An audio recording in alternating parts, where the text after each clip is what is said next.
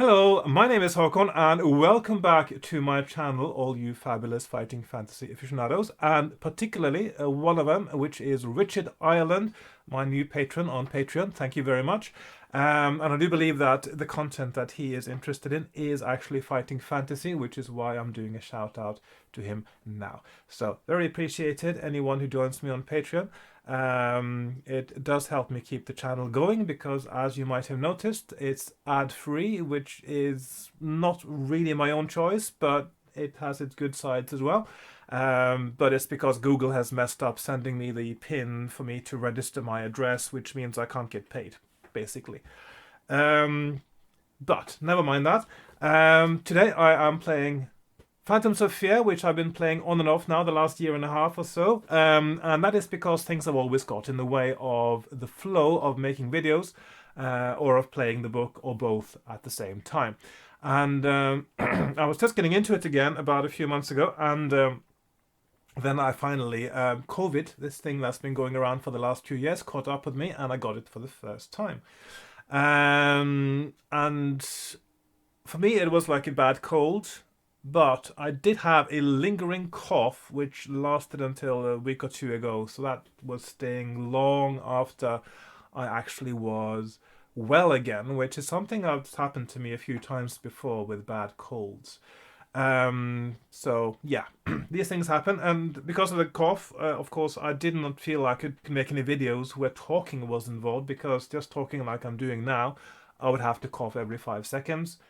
That just doesn't work. It's very uncomfortable for me, and it's not comfortable for you, the listener, either, I would imagine. And it would require a lot of editing just to tidy up as well. So I just decided not to do it. Right. So while my throat isn't 100%, you can still hear that, I suppose. Once I start talking, I can feel it.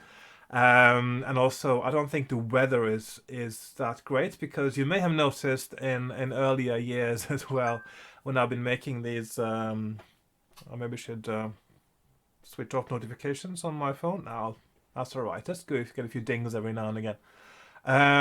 You may have noticed in earlier videos too that my voice can be quite fragile, and when I talk a lot, it tends to get a little bit, my throat tends to get a little bit dry, and it seems to be affected by weather as well. But that's just the way it is. So, no big deal, I guess. Right. So the thing about this book, Fighting Fantasy number 28, Phantoms of Fear, is I've got to a point in my playthrough now that I'm feeling very close to the end game. So I've done quite a bit of the outside world, and then of course we get to the ubiquitous and almost mandatory dungeon bit at the end, the underground bit. Just to recap perhaps the story a little bit for you, for those who may have been watching these as they came out, and it might be a while now. So in this story, in Phantoms of Fear, you are an elf, a wood elf, in Affen Forest, in the land of Cool, or the region of Cool, in Titan, the world of fighting fantasy. And you are a kind of person who's sort of a protector of the tribe. And one thing that these elves do is they believe in, I mean, they have a very strong connection with their dreams. In dreams, the gods can actually connect with them and tell them things, and they have a certain agency inside dreams, which allows them to do things that can also even change the outside world when you are awake. And what happens in dreams can affect you also physically as well. So so dreams is a big part of this book. There's two different states you can be in this book, and it's awake or dreaming, and both things can happen that are significant to what happens in the book, which is a very interesting dynamic and quite an original way of doing it, which I quite like. I'm sure there are other game books now written by others that use this concept of dreams as a device, because it's a very good one, and I think it really works. And of course, there's a boom right now. People are writing more game books than ever, so which is quite cool. Right, so you're the protector of the tribe. You, in a dream, one of the gods come to you and say that you are the only one who can save the world, basically. There's a blight that's affecting the forest, and if if the cause of the blight, which is the return of the demon prince Ishtra, who was defeated a few hundred years before, if he is not stopped, then the whole world will turn to darkness, evil, and blight. And that's not cliche at all, but might be. But there's it certainly is what you have to do, and only you can save the world. Yes, indeed, there's only one person who can save it, and that is you. And so you tell your tribe this, and you say you have to go, and then you set off into the forest to find the demon prince Ishtra and his underground lair, so you can stop the blight from happening. Not that much exciting happens on the way, apart from a few weird things, like the fact that in the story it says you've never been more than 1 day away from your camp, which is really weird when you have a big forest around you. Another thing is you don't bring provisions because you think, oh, the forest will provide. Yeah, no, because of the blight, of course, the forest doesn't provide. All animals have been stocking up on whatever is available because of the blight.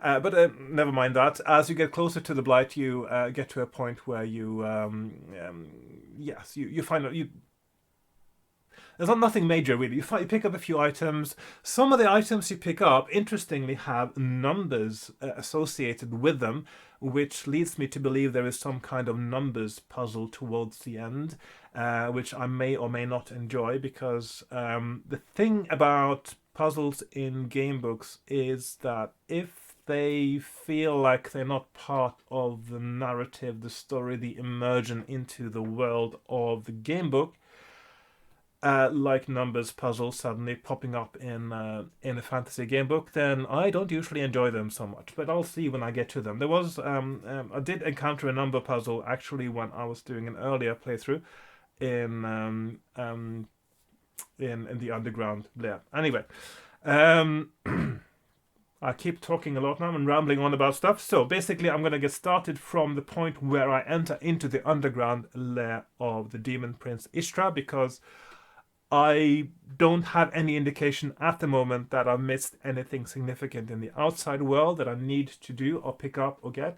I believe I've covered it mostly. So I'm going to move the vision of this, the view, I should say, not the vision, maybe a vision, but a view. The view of this video down onto my desk, so we can have a look at my map and my things and my book, so we can get started. Okay. Right, let's see. It's been a while since I used OBS now, but I think I got the right button, which is this one. And here we are on my desk with my supplies, as I like calling them. So I've got my game book, most importantly. I've got my character sheet, which has stats on it, which I'm quite likely to ignore because I've got so far into this game now that it is no longer that much fun for me to roll the dice for randomness to determine exactly what happens next. It's the non-random things in the game book that I think are exciting, which is the choices and finding the correct path through. Those are the main things. So I'll just leave that for a moment. Of course, I got a few items marked here on my things that I picked up. I picked up some boar tusks. I picked up a silver branch, antler horn with a number 12, elder bark with a number 22, amber something number 20. My writing is horrible. I'll figure it out. And a bowl number 9. Yeah, it's been a while, so I'll figure it out. When I get to a point where I need these numbers or items, I'll see if I can figure something out. I got my maps, which, let's see, I'm just trying to do like so, yeah. So page 4, 5, 3, 2, and 1. And this is a number puzzle I encountered one time, which seemed to have too many options, so I'm not sure what to deal with that. I'll figure it out as well. So, underground lair. So that is not page number 1. We're done with that. It's not page number 2. nor is it page number 3, but this is where we get to page number 4 is where we start. This is where we get into Istra's pit. And as you can see, this is actually quite a big part of the game. It's got at least 2 pages of map here, probably 3. And I'll just get started from that point. So we are on paragraph 350 as we take another sip of water. I'll just keep my dice here because I do like using them, even though I'd sometimes choose to ignore the outcome because it doesn't actually matter. Right. So yeah, so you've gone through the forest, you've found the source of the blight, and it's an underground bit, and you go down. That's where we are, and it says here. And it's got some pillars and stuff to make it a nice entrance. As soon as you step between the pillars, your trained sixth sense picks up an important feature of Istra's underground domain. This is a place where the dream world and the real world overlap. You can travel through these tunnels in either world. Thus, throughout this final lap of your adventure, you could try to get to Istra entirely in the dream world or entirely in the real world. Or you could flip from one world to the other. Most remarkably, when you travel in the dream world in Istra's domain, your physical body moves too. It is not like being asleep when your body remains in the same place. It is rather that, even though you are actually walking along, your awareness is only of the dream world. You are like a sleepwalker. Apart from the different adventures the two worlds offer, it should be noted that there are advantages and disadvantages to them both. For instance, you cannot expect to acquire physical artifacts in the dream world. On the other hand, while you are in the dream world, your physical body is invisible but not immaterial in the real world. It should also be noted that when you cross from the dream world to the real world, you may be disorientated and not know exactly where you are in the tunnels. And this is also partly because what happens in the dream world is so different from the real world that it just feels a bit incongruous and confusing as well. That it just feels a bit random. It's almost like the connection is just spurious, which seems fair enough, but I think that as a critique actually now, that I would have liked there to be more connection.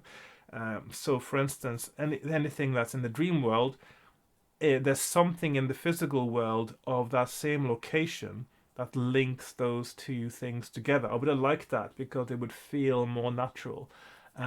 Just like when you sleep at night and you hear a sound, and that sound becomes part of the dream, so it triggers something in the dream, and the same thing should be true of the connections here, but sometimes it's just completely random, and you wonder, the thing is, because that happens, you wonder if you actually went to the wrong paragraph.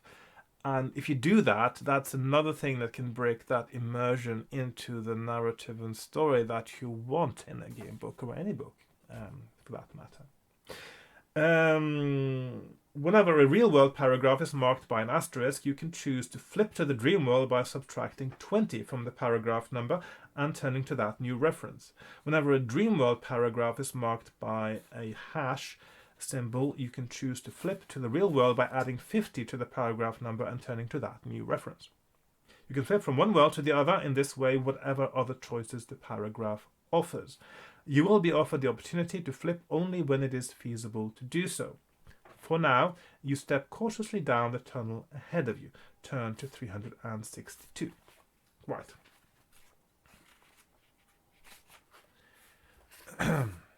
You come to a fork in the tunnel. Maybe I should put this on silent because I get notifications that I don't really need. So I'm going to do like this. I do want to... Yeah, I'll just do like that. Just so I can see it. Hang on, sorry about that. It's modern times with these phones and stuff. Right. Oh, I'm trying to charge it at the same time here, so just do... There we are. Okay. Oh, I don't need to charge my phone. Let's see, it's charged enough. Okay.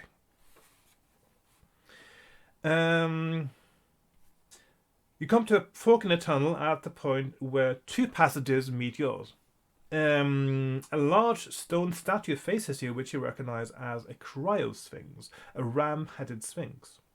As soon as you draw near, portcullises slam down to block off the ways onward, and the cryosphinx speaks in a stone-cold voice. The left route leads further, the right to sudden death. You know that Sphinx's words are never quite what they seem. They take the path to your left or to your right.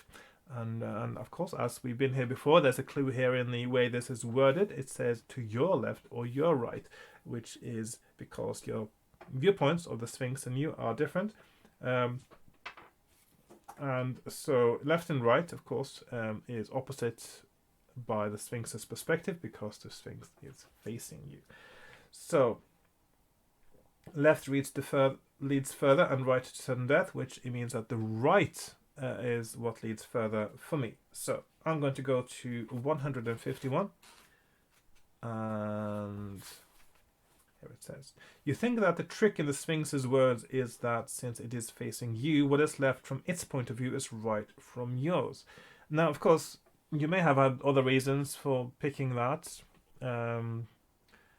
For instance, when you play it. So it seems, I don't know, it's a bit silly for the text to actually put thoughts in your mind which may not be yours, but there you go. So you approach the tunnel to your right. The portcullis rises, you step under it with bated breath, and proceed down the tunnel. You are safe, for the moment. There is the tramp of marching feet up ahead, but the sound is getting fainter. You will not have to test your disguise immediately. Yes, that's true, you actually are disguised now as a dark elf. Or shadow elf, did they call it? I'm not sure, I can't remember now, but you are disguised as one of the minions of Ishtra because you had a big battle just before entering the underground lair. The tunnel ends at a large well-lit cavern, and there are several other tunnels leading off the cavern. While you wait and watch, a company of orcs emerges from one tunnel, crosses the cavern and goes down another tunnel. You watch for 10 more minutes, and 2 more patrols pass through the cavern. There's a large pile of ancient bones close to one wall of the cavern. Will you go over to them or carry on watching? And this is also a paragraph that I keep pointing out as a good example of where you want to use more synonyms and pronouns because the word cavern is used 5 times. So I'm going to go to the bones. I think that is what I usually do, isn't it? Because there's something there, 27, and that is part of what I consider the correct part. Once you are fairly well hidden behind the bones, you start to wonder what they are doing there. They are too old to be the refuse of the tunnel's present occupants. You see cloven skulls and other signs that these people did not die peacefully in their sleep. You also see that the skeletons are mainly human, although actually a cloven skull is not a sign that somebody didn't die peacefully in their sleep. It could also be done after death. So, I mean, somebody could cleave a skull after somebody died in their sleep.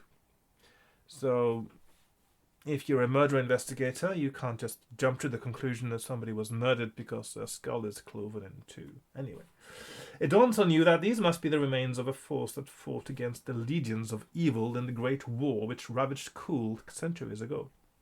In the past, these tunnels have seen bloody combat. It heartens you that these underground warrens were once home to such heroes. Maybe there are traces of good left in this nest of evil. It could be worth your while to explore a bit. Add 1 luck point and turn to... Oh, hang on. Turn to 84. Yes, sorry, I was covering the number with my finger there. 84, so I'm going to 84.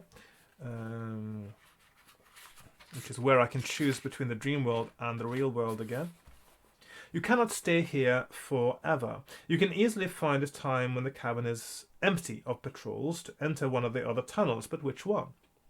There are 4 to choose between, not counting the one you have recently come from, and by now you have seen patrols either emerging from or entering all 4 tunnels. While you are pondering the matter, 2 patrols emerge from 2 of the tunnels and go down the other 2. You reckon that the tunnels they have just come from are now likely to be more clear. Will you take the northern tunnel or the western one? So in the past, this is also an asterisk paragraph, so you can swap to the dream world. In the past, I have gone both north and west. When I went north, I ended up at a... Let's see. Trying to see if there's anything definite I need here on the western part. I can't see it actually. I think maybe I want to number 9. Oh yeah, that's over there, isn't it? I think I want to try the northern one because I mean I did come to a sticky end there at one point, but let's see if I can avoid that and find some other path through. Yes, I'm going to do that. I'm going to do the northern path, and oh, there's a bit more sunlight now. That's nice. So northern tunnel 281. Right. The tunnel you are in winds quite a lot, but its general direction is northerly. Gradually, from up ahead, you begin to hear the sound of gruff voices raised in argument. You peer around a corner when you judge that you are close enough to the source of the sound and see a troll and an ogre. You have literally bumped into each other at the junction of 2 passages, one of which continues north, while the other goes east. It seems that the ogre was carrying various instruments of torture, but dropped them when the troll crashed into him. You hear the ogre tell the troll that he is a clumsy oaf and to pick up the torture devices. The troll stubbornly refuses. Harsh words lead to cold steel, as the saying goes in Titan, and before long the pair of misshapen monsters are fighting. Will you try to sneak past while they are occupied, or wait to see what happens? Now, if you try to sneak past, I presume, let's see that you are... If you wait to see what happens, there's the battle that you don't seem to get anything out of. If you try to sneak past, I presume you have to use luck or something, but I'm going to try to sneak past this time, just because I haven't done it before, which I think is reason enough to do it sometimes in these kinds of books. Ah, well, except that in this case you have to actually fight both of them instead of just one, which is what happens when you wait, it looks like.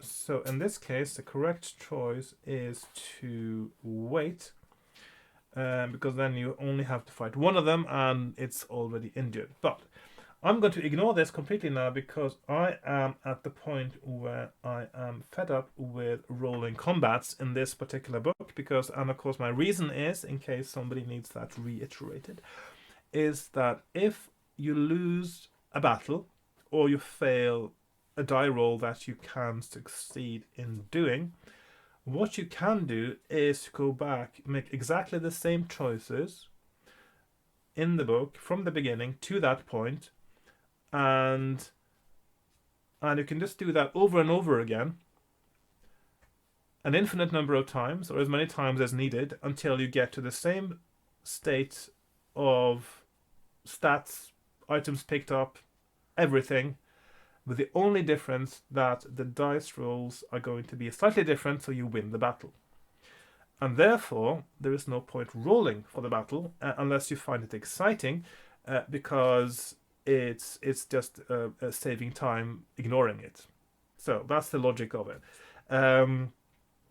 The thing is about these game books is it has to be fun and enjoyable, and for me, of course, as I've established before, after playing them quite a bit now, to start with, it's okay to roll the combats. I find that quite exciting, but once you get to a point where you keep doing the same things over again, it's not fun anymore, because what you're left with is really the puzzle of finding the right way through, which is the main one from the start. So there's no challenge in rolling there's no challenge in rolling dice. Rolling dice is just random, so it doesn't actually matter. It's the choices that should matter, and finding the path that is what should matter. So I'm going to go to 39. You can find nothing useful to take among the foul and barbarous instruments of torture which the ogre dropped. Would you now take the passage north, or turn right and walk east? So in the past, I've gone east but not north. So maybe I'll try north this time, see what happens.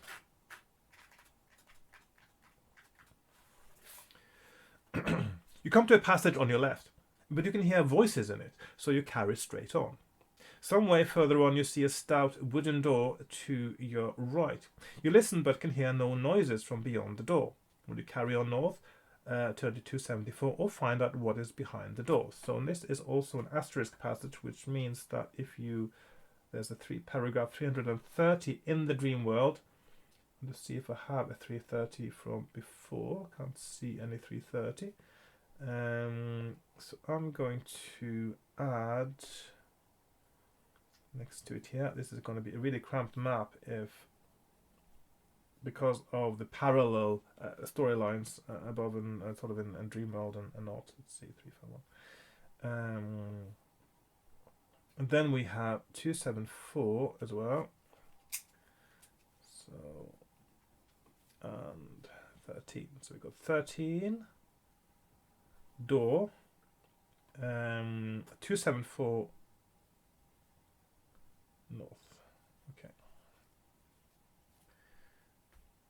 Okay. So I'm going to check out the door because it's just so tempting, isn't it? As a door, just go.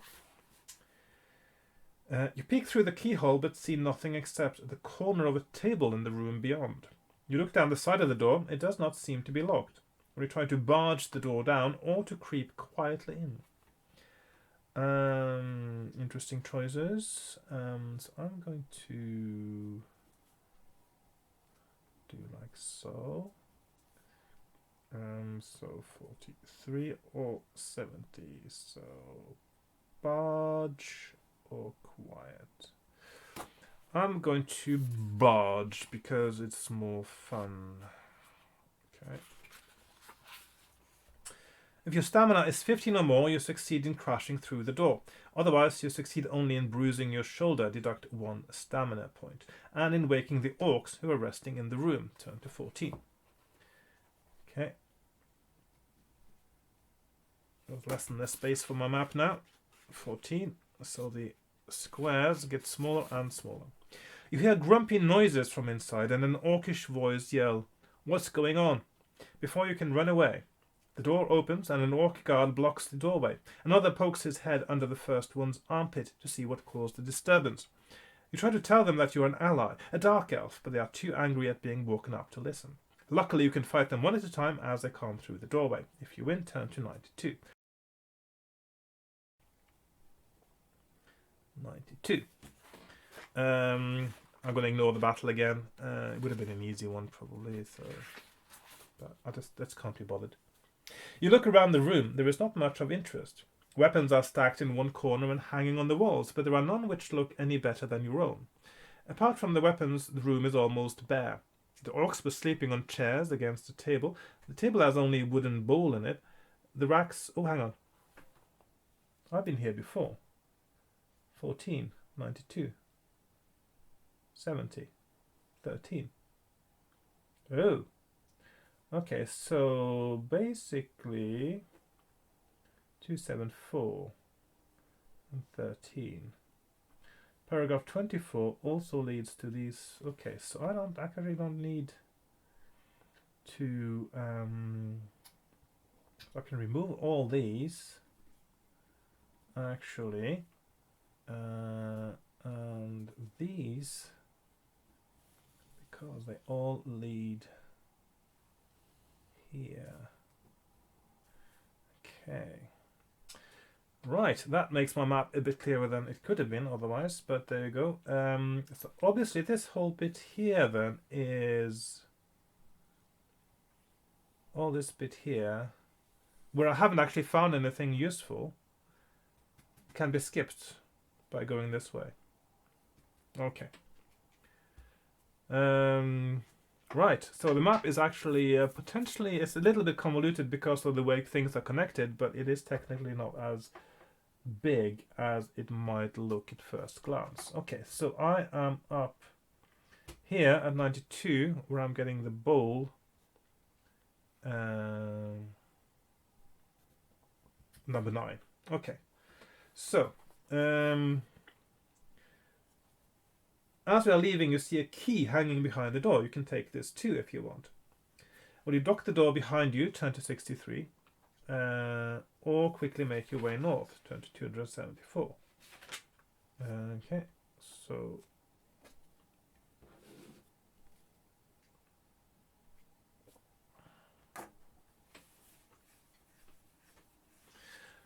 earlier when I went, I actually locked the door. It says that I lose the key, but I get 1 luck point. So anything that gives you luck points, at least that's my philosophy, should be something that is the correct thing to do.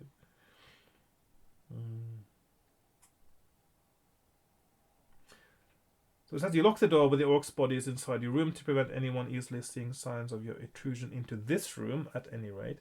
At the 1 luck point. However, the key jams in the lock. I'm not sure. Should I take the? Should I not do that and take the key with me, just to try something different? I'm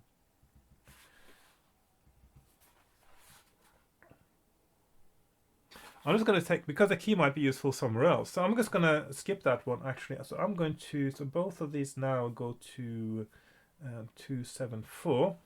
So I'm going to try keeping the key and in case it's needed later. So 274.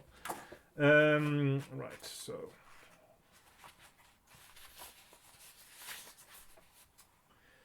you arrive at a crossroads. The stone of the tunnels glistens damply in the torchlight.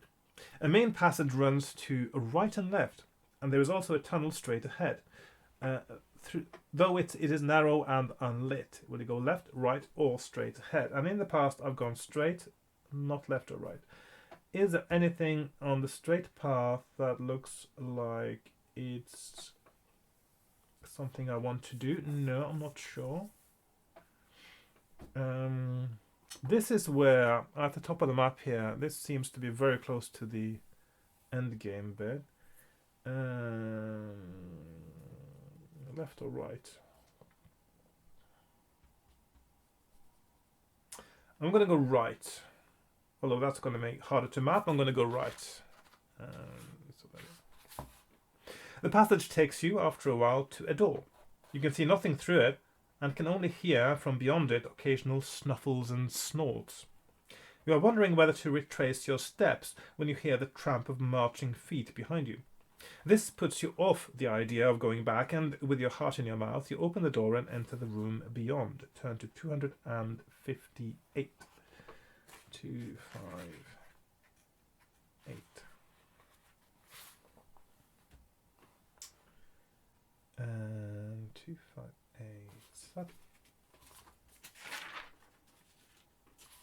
Just wondering now, just in case, check I haven't been here before.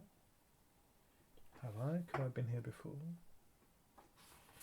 No. You find yourself in a dining hall. Most of the tables are unoccupied, but there is the turn of a platoon of... I don't know, this looks familiar. Have I not been here before? Oh, just got a bit of a... Maybe I've just seen something similar before. Anyway.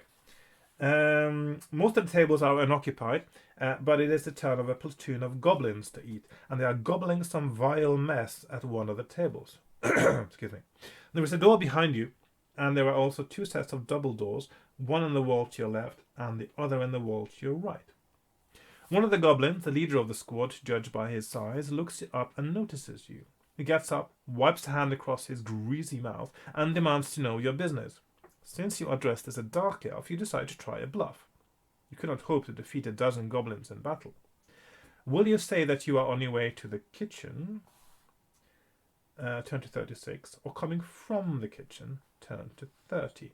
And this is where choosing the wrong thing will probably get you killed. So, potential backtracking coming up soon.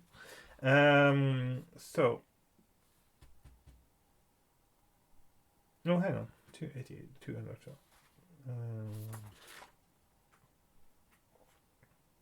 Yes, 112 just leads to, I just forgot to do my mapping there, 258. And this is where you have to make a fateful decision of which is the kitchen. So, way to the kitchen, 36, or coming from the kitchen, 30.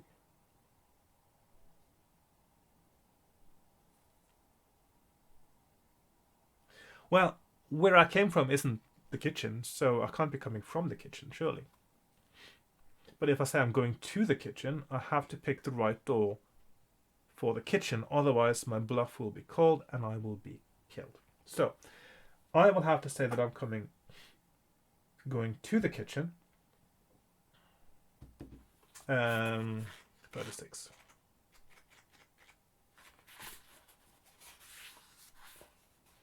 The goblin grunts. Carry on. Unless you pass.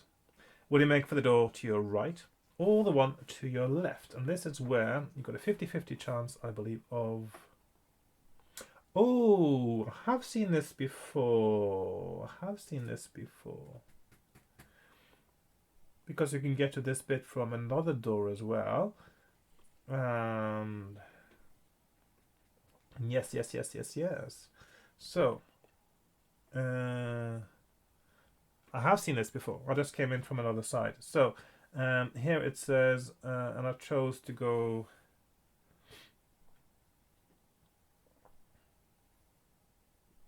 let's see. So it's 119 door to the right or 330 door to the left. And up here, 330 was the door to the right, and that was the wrong one, which means that the door to the kitchen must be 119. So in that case, I'll just link these together because they actually come at from different sides. I'm just going to do like that, indicate they are the same paragraph. And also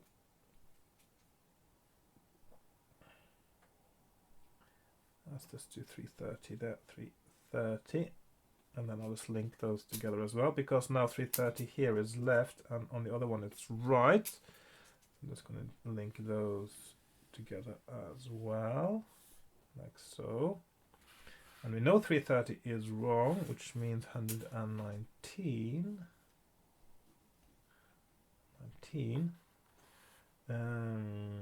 Which is the door on the right here, is correct. Well, presumably, otherwise this is just a dead end. So. You walk through the doors and find yourself in a passage which very obviously, because of the steamy smells, leads to the kitchen. You could wait a while in the passage to convince the goblins that you have visited the kitchen and then return to the dining hall, or you could enter the kitchen through a door straight ahead of you. Turn to 233. I'm thinking maybe I'll just go into the kitchens. I mean, what else is interesting in the dining halls? Well, maybe there's something interesting, but I'm going to go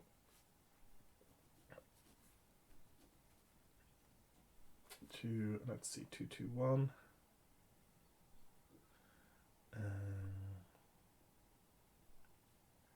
So that's 233. Oh, I've got the wrong color now, because the blue is supposed to be for Dreamworld paragraphs and black for real world paragraphs. That was the system I made at the beginning. So 233. So that is kitchen. Or 221. Wait. So I'm going to go into the kitchen where I haven't been before and see what is there. You find the cook in a foul mood. Everything has gone wrong for her today. A dark elf raiding party failed to return from the outside world with fresh meat. The food from the ice store is taking ages to thaw. Her assistant put too much bat's blood in the stew, a crime for which the assistant quickly became the stew, and so on. When you walk into the kitchen, she thinks of a neat solution to her problems. Her day has been ruined by dark elves. Why should a dark elf not make things better? By joining her former assistant in the pot. The cook is a large half-human, specially brought from Korda by Istra's spies. She attacks you with a cleaver, which isn't very clever. If you win, you find another door in the south wall of the kitchen, but you can hear feet coming up the tunnel towards it. You bar the door. I'm going to win because I'm not going to be bothered rolling the dice again. Okay. You bar the door. It will not take them long to break through, but in an evil place like this, the death of the cook is probably not too remarkable, and you do not expect to be pursued. Return to the dining hall. Turn 221. So this is just for flavor, really, and the battle. So that means that 221 really is, in a way, the correct path. at this juncture, because there's no point doing this, because you don't get anything from it apart from having to fight an additional battle. So 221, going back through the dining hall. So this section here and this section here then sort of intersect in me. So that's straight and right. Left might be different, but probably all things lead very quickly to this bit, I think, where you have to choose the right path onwards. Okay. 221. Although the goblins give you curious looks, they do not suspect you or try to halt you. You do not want to retrace your steps, so you leave the dining hall through the other double doors in the north wall. Add 1 luck point. The doors lead into a corridor which soon brings you to a junction with passages heading north and west. You are convinced that north is the way to go. Turn to 310, which is up here. So maybe there is something here for me to find that I haven't found yet, but I don't know what that would be. So, but for the moment, all roads lead to 310. You find yourself in a corridor with numbered doors on either side of it. To your left are doors numbered 11, 33, and 55. Okay. To your right are doors numbered 22, 44, and 66. Roll 2 dice until you roll a double and then try the appropriate door. So if you roll double 1, try the door marked 11 and so on. Although, when you think about it, couldn't it just be easier to roll a single die and pick that one? When you think about it, because basically what it's telling you is that the only options are 11, 22, 33, 44, 55, and 66. So all the other dice rolls that are not doubles are completely superfluous to requirements. If you choose to ignore all the doors and walk on up the corridor, turn to 217. That is also an option. Right, so I'm going to roll 1 die to select a door. So 1, that's door 11, which is one of the bad doors. Luck -1, but I'll go and see what caused the luck -1. The door is locked. If you have a key, try it in the lock, but it does not fit. Lose 1 luck point. So another door, 6. That's the end. I'm going to, but I'll see what happens there again because I can't remember. But that is the one where you die.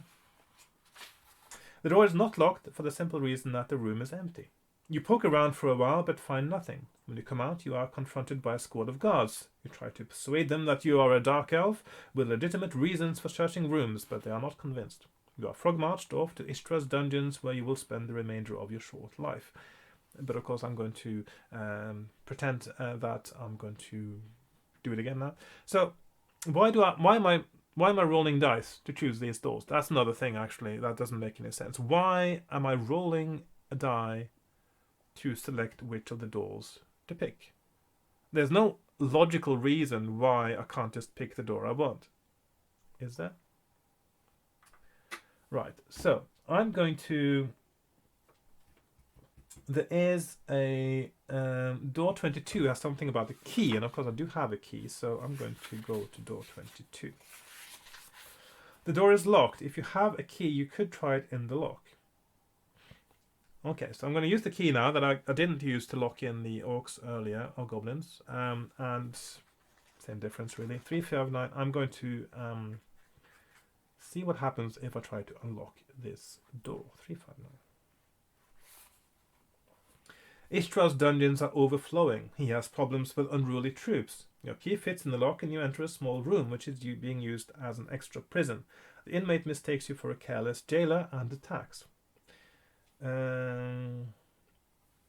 So that is a battle 7-6, and then you can choose to go to 217 or try another door. Something else about the key is number 44. Oh, 33. Number 3 had some kind of clue. I'm just going to do all the doors now. 33. Door number 3. So the door is open. Although it is cool throughout Istra's underground kingdom, you are met with a blast of cold as soon as you enter the room. This is the cook's freezer. The walls are solid ice, and carcasses are hanging from rows of hooks. You can identify some of the carcasses, but wish you couldn't. There is nothing here to interest you unless you want to take some ice. A fair-sized lump of this would keep for quite a while, wrapped in a strip torn off your clothing. So I've got a bit of ice I'm taking with me, which isn't on my character sheet, I believe, and I'm going to put here ice. For some reason, the room number 33 sticks in your mind, so I'm going to put ice and number 33. So obviously there's a clue there as within some numbers thing. Next, you can either try another door or do 217. So, and then there's 44, where you had. Okay, the door is locked. If you have a key, you could try it in the lock turn to 280. So I'm going to use that. And then I would have basically tried all the rooms now. 280. Whatever Istra hides in this room, he wants it kept secret. He has protected the room with intricate spells. As soon as you insert your key in the lock, you receive a shock which jolts your whole body. The effect, however, is not physical. You lose 1 power point, so -1 pow. So these doors then have the following effects: -1 luck, door number 1, a combat in door number 2, picking up ice and a clue in door number 3, -1 power door number 4, as a +4 stamina in door number 5, and death in door number 6. So it seems that there's only 2 beneficial ones, 3 and 5, and after that you are meant to go up 270. Okay. I'm going to go down the corridor, 217. Soon you reach a point where you could either turn left or carry straight on. You can hear the harsh laughter of some cruel being up ahead, but to the left you sense a feeling of terrible doom. This is not an easy decision to make. Will you turn left or carry straight on? Left is the end, so that's not the right choice. So it has to be straight on, 156.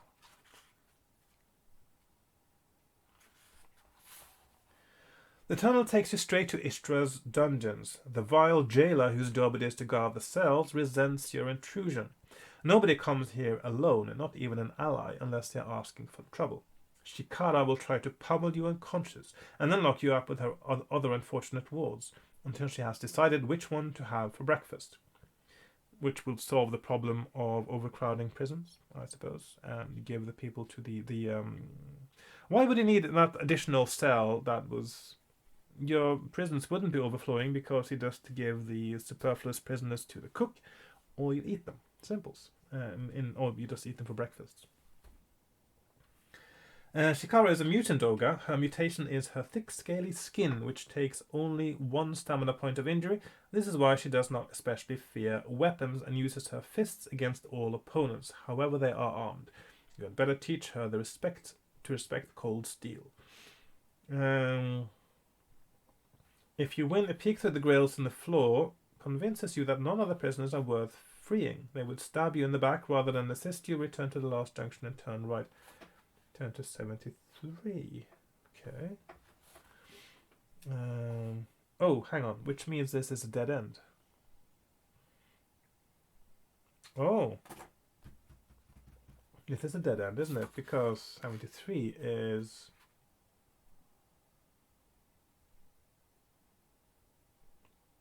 Except that 73 you can go into the... Oh, I missed that before. You can go into the dream world at 73. It doesn't have to end at 73. Okay, so I win against the jailer, obviously. And here we have an asterisk on 73, which means that once you get an asterisk, you can pass into the dream world and ignore what it says otherwise, which means that we can now go to 53. Maybe that is the way to go.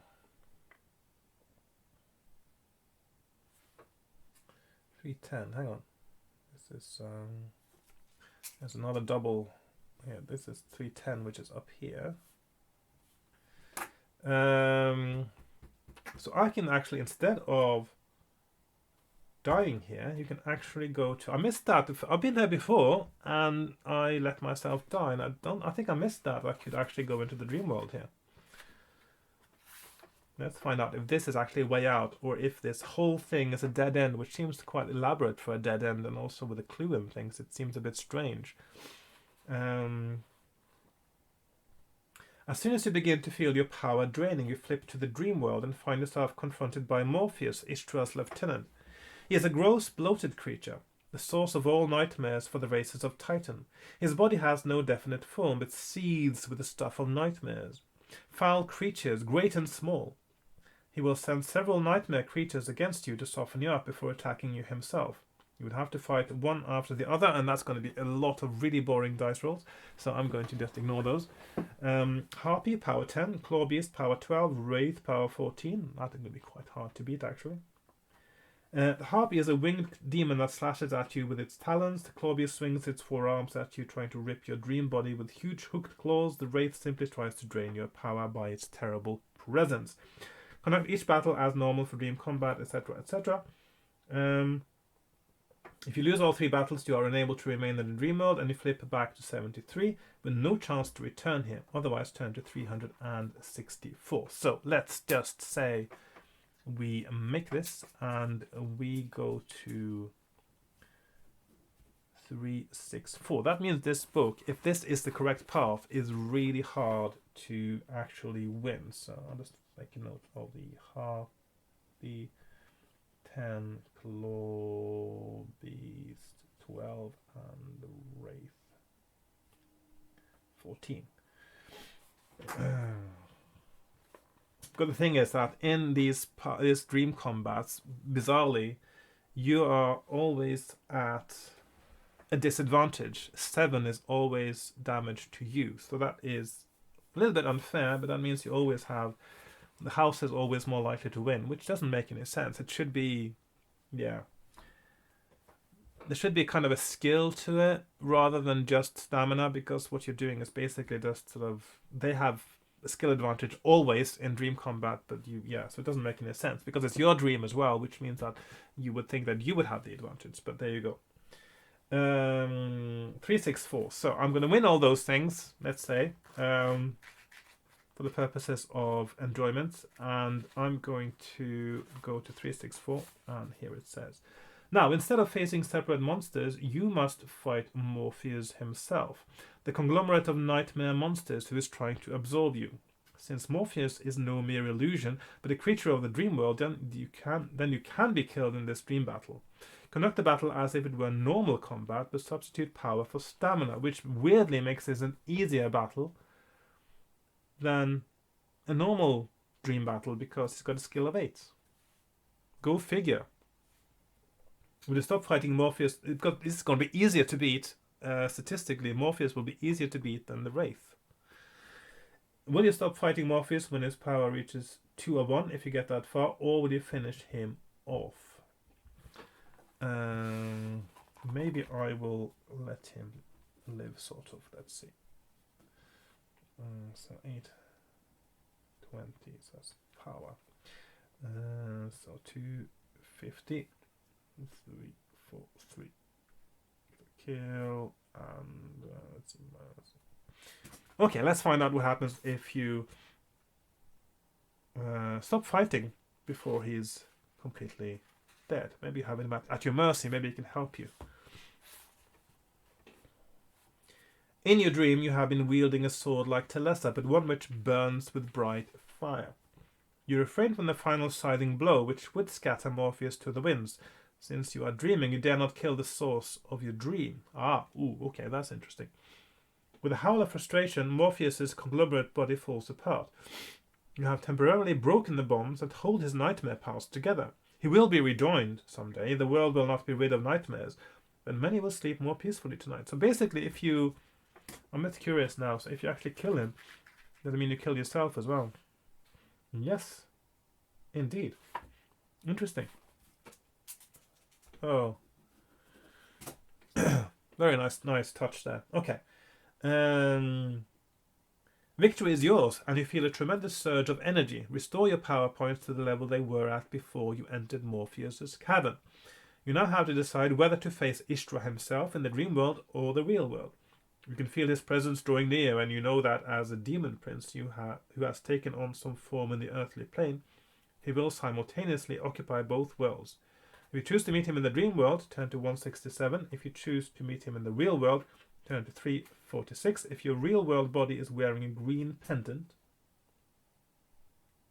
I'm not wearing a green pendant. Okay, so there's one item I haven't found that will make a difference here, or make it easier or more difficult. I don't know yet. So, 3 options. Oops.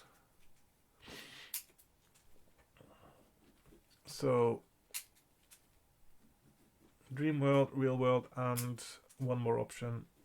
So I'm gonna do those there. So dream world is 167, real world 346, and green pendant 128. Green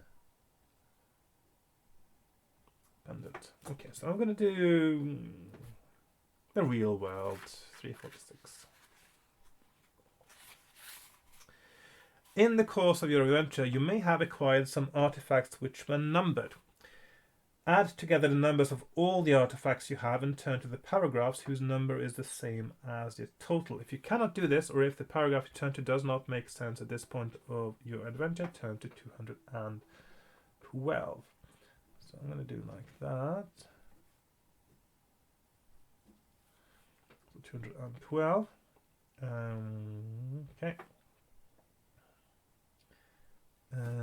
Just out of curiosity now, because I'm not going to go back and do this again, probably. Okay. Seems like the artifacts have no bearing on the Dreamworld version of events, but so I'm going to, well, obviously saving my game as usual, see if I have found the items I need. So we got the numbers. Now the number 33. I was told to make a note of it, but it's not an item that has that number, so I'm not sure if this is meant to be part of the score or not. So I got 12, I got 22, 20, and 9, 63. There might be 33 in there as well.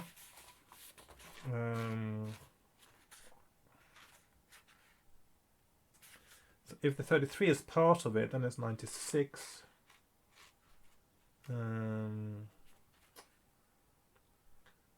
neither of those is correct, which means there will be more numbered items that I haven't found. So what happens if you don't have all the numbers is that you die, probably. Yes. So then you just simply die. If you go in the dream world to face him, let's see what the difference is. 163. No, 167, sorry. If your power score is 22 or more, turn to 201. So let's see, 201. Otherwise turn to 292. So 292 or 201. So 21, so that's power.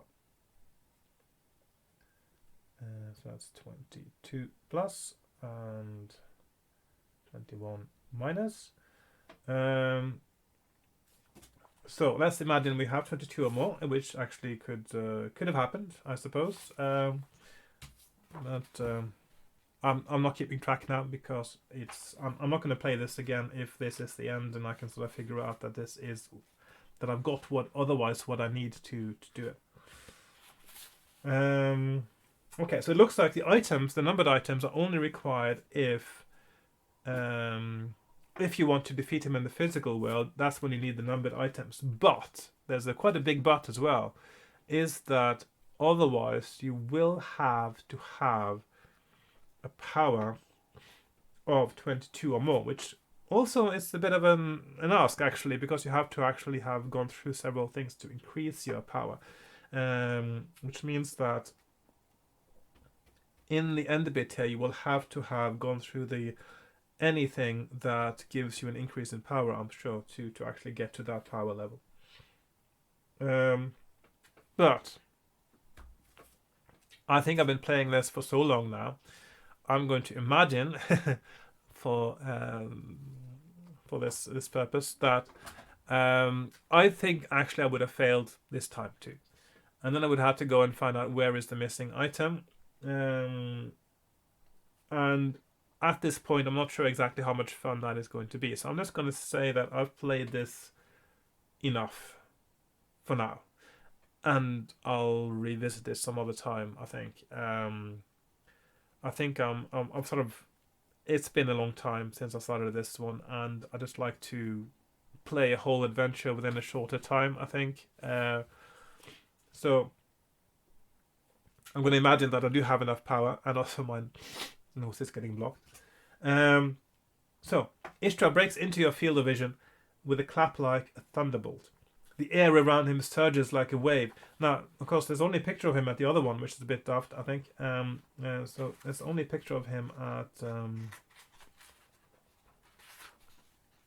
That's actually a bit weird when you think about it, because the only picture of Istra here seems to be not where you fight him and win, whether in the real world or the dream world, but actually it's where you go into you're in the real world and you don't have the items you need to defeat him, is when you get the picture of him.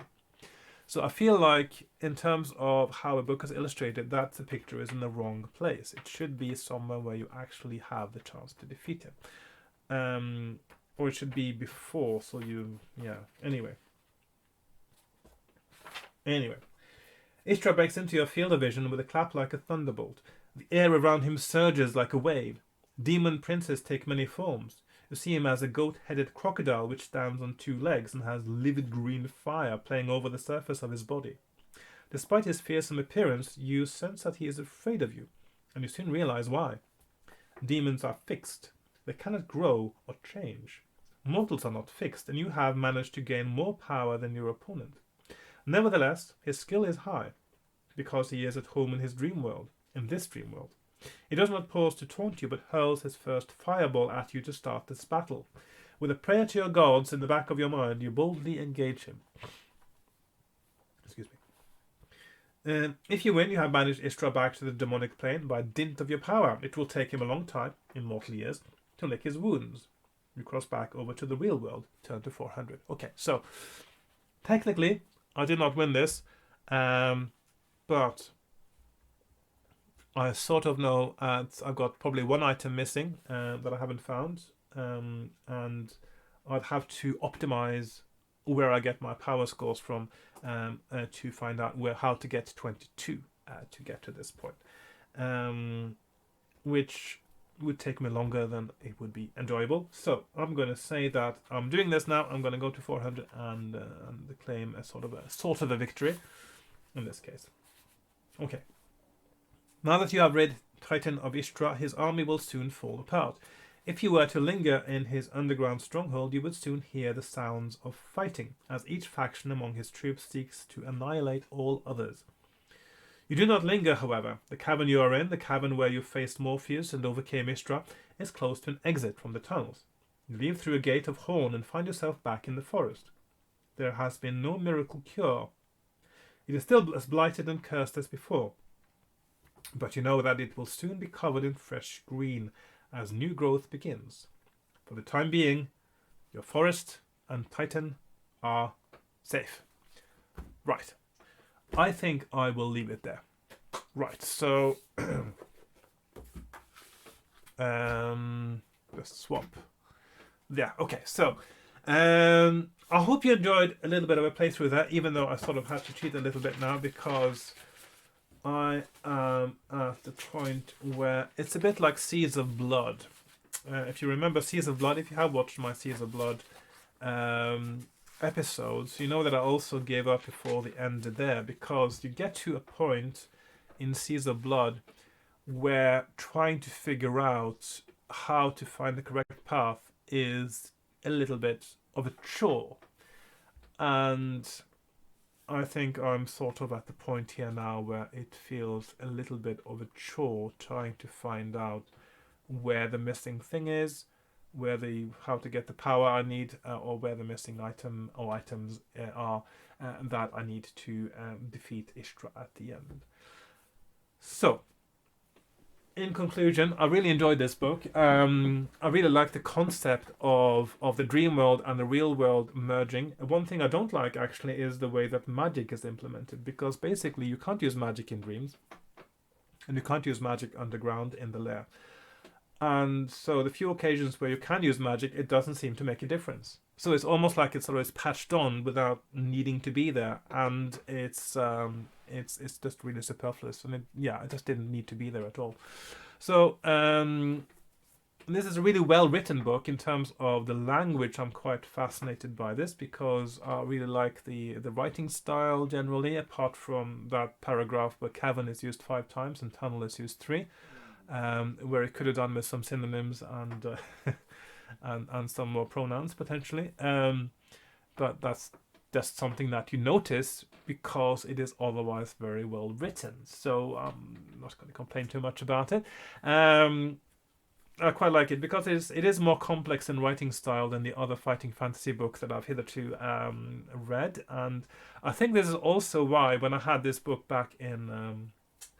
Actually, this is one of the few that I bought new. Not this very volume here, because this one I sold all my books back in the day.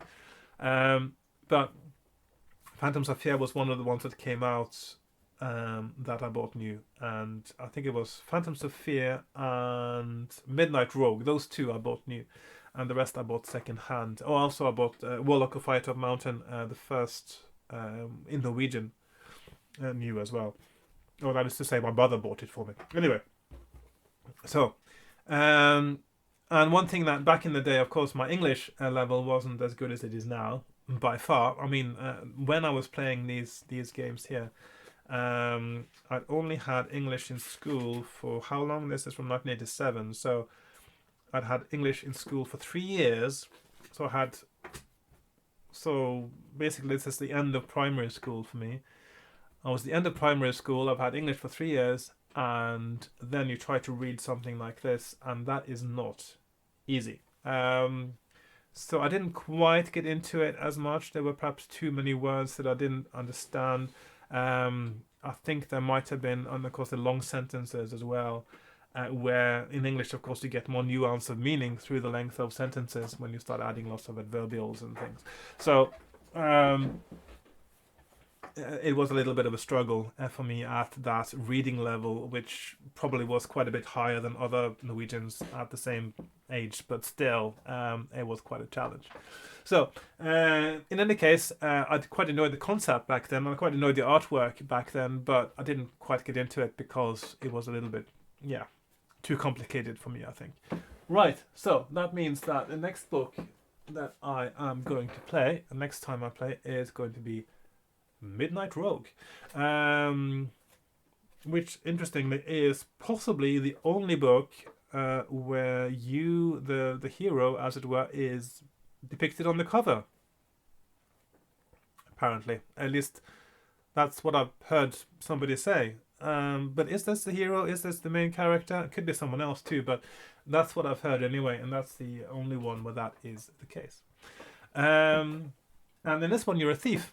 I think, at least it seems to me that's what you are. Excuse me. And it's one of those that I bought it, but I didn't get around to playing it because this was quite also at the tail end of my interest in these books before I found more interest in actually playing more role-playing games and like AD&D, of course, Advanced Dungeons and Dragons at the time, and other things like Cyberpunk and played some different games at the time. Call of Cthulhu, of course, one of my favorites. Which was also not long before I started deciding to sell the books as well. I think I kept them around for a year or two, 3 years, 3 years roughly, I think, after that. And after I realized I hadn't played any of them for 2 or 3 years, I sort of started selling them off. Anyway, What else is there to say? Well, thanks for watching. And I do apologize again that I've had quite big hiatuses now in my video production, but it's just been the way things are. It's been the COVID, and it's been other things that's got in the way. But I'm sort of trying to get back into a little bit more of a rhythm of doing it again, because I've tried that before and it's not always worked because things get in the way. But maybe I will be able to accomplish that this time. So anyway, yeah, right. Thanks for watching, and goodbye for now.